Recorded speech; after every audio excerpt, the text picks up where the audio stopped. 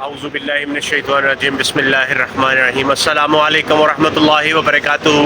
میں ڈاکٹر طیب قادری خوش آمدید کرتا ہوں آپ کو اس ویڈیو میں۔ اس وقت ہم پہنچ گئے ہیں الحمدللہ رب العالمین، جس طرح آپ دیکھ رہے ہیں کہ جدہ ایئرپورٹ پہ پہنچ گئے ہیں۔ بہت زیادہ سارے حجاج جو ہے نا ان بسوں میں یہاں پہ جدہ ایئرپورٹ میں الحمدللہ پہنچ گئے ہیں۔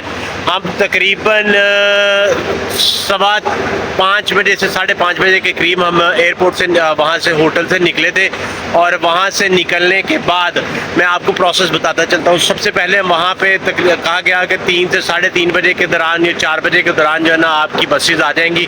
آپ نے اپنا ہینڈ کیری جو ہے نا وہ لے کے آ جانا ہے، کیونکہ آپ کو پتہ ہے کہ باقی کا جو سامان تھا، باقی کا لگیج تھا جو بکنگ والا تھا، وہ تو پہلے ہی انہوں نے صبح تقریباً 9-10 بجے کے قریب انہوں نے بکنگ کروا لی تھی۔ انہوں نے وہ علیحدہ سے ٹرک منگوائے تھے، اس کے اندر سامان رکھوایا تھا، اور انہوں نے کہا تھا کہ آپ نے اس کے اندر جو ہے نا اپنا سامان جو ہے نا جو بکنگ والا بڑے بیگ ہے نا وہ آپ نے اس کے اندر بھیج دینا ہے۔ تو وہ تو صبح تقریباً 9، 9:30، 10 بجے کے قریب ہم سے لے گئے تھے۔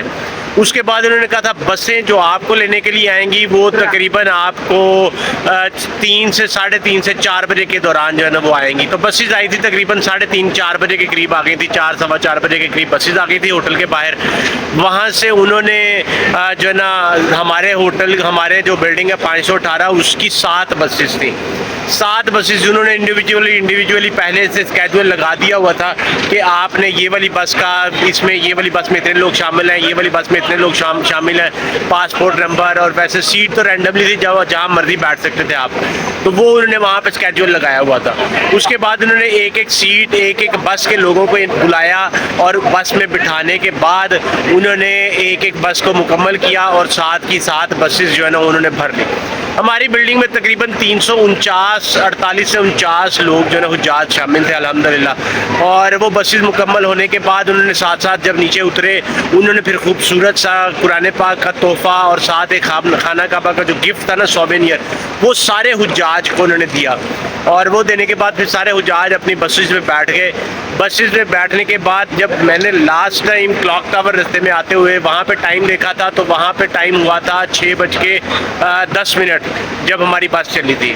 وہاں سے چلنے کے بعد ہم یہ اس وقت موجود ہیں جدہ ایئرپورٹ پہ۔ یہ جدہ ایئرپورٹ آپ دیکھ رہے ہیں ماشاءاللہ یہ بہت ہی بڑا ایئرپورٹ ہے۔ میں تو ہمیں تقریباً اس کے اندر ہی 30 سے 35 منٹ، تو ہمیں جب سے جدہ ایئرپورٹ کی ٹیریٹری ختم ہوئی ہے، شروع ہوئی ہے نا، وہاں سے اینڈ تک یہ والا ٹرمینل ہے فارنرز کے لیے، انٹرنیشنلی جہاں سے فلائٹس آپریٹ ہوتی ہیں ان کے لیے۔ آپ دیکھ رہے ہیں کتنا بڑا ٹرمینل ہے۔ تو یہاں پہ جو آتے تقریباً ہمیں جو ہے وہ 8:16 پہ ہم یہاں پہ اترے تھے۔ 8:16 پہ ہم یہاں پہ اترنے کے بعد پھر ہمیں انہوں نے اس طرح سے کر کے، پہلے ہمیں انہوں نے نا پراپر یہ اس طرح سے کر کے ہمیں اتارنے سے پہلے انہوں نے نا وہ جو پاسپورٹ تھے نا ہمارے، ہمیں پاسپورٹ انہوں نے واپس کیے۔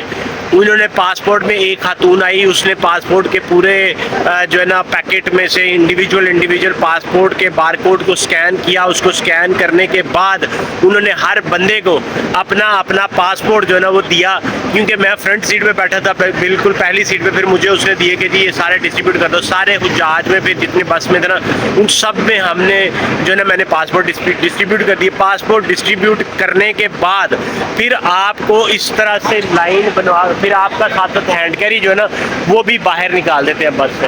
آپ کا ہینڈ کیری باہر نکال دیتے ہیں بس سے، جیسے یہ پڑا ہوا نا اس طرح سے ہینڈ کیری آپ کا جو ہے نا باہر نکال دیتے ہیں۔ اس کے بعد پھر آپ کو کہتے ہیں کہ جی آپ اتر جائیں۔ جب آپ اترتے ہیں بس سے پھر آپ اپنا ہینڈ کیری لیتے ہیں۔ ہینڈ کیری لینے کے بعد وہ پھر آپ کو کہتے ہیں جی لائن بنا لیں۔ جس طرح سے وہ دیکھ رہے ہیں وہ حجاج جو ہے نا ان کی لائن بنی ہوئی ہے، یہ لائن بنوا لیتے ہیں اس طرح سے۔